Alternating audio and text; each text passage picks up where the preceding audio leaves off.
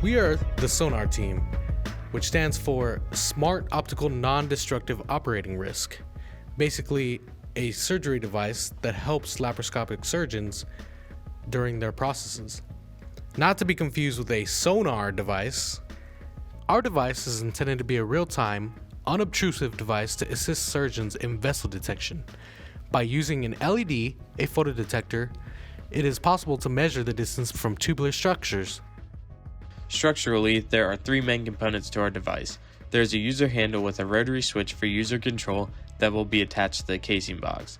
This will house all of the electrical components such as PCB boards, batteries, and motor. Our laparoscopic scope is attached to this box.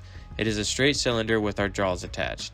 Most of these components were 3D printed, including the handle in two parts, the casing box, and a casing lid for easy access to our electrical components. The actual scope and then the jaws were also 3D printed. The rotary switch and knob, as well as pins for the jaws, can be seen in this exploded view. In electrical subsystem, many circuits are placing on our PCB boards. 9-volt battery divided into 5-volt and 12-volt through DC-to-DC converter. Two modulation frequency are produced from clock generator. A frequency goes to the LED driver, and the LED driver makes LED to blink as transmitter. Then photodiode with the transimpedance amplifier receives the optical signal as a receiver, and the signal goes to the mixer. Another signal goes to the mixer from the other oscillator directly. The filtered signal from mixer goes to the gain ranging amplifier with removing noises due to band pass filter. The resulting signal from the main PCB is then connected to an Arduino MKR1010.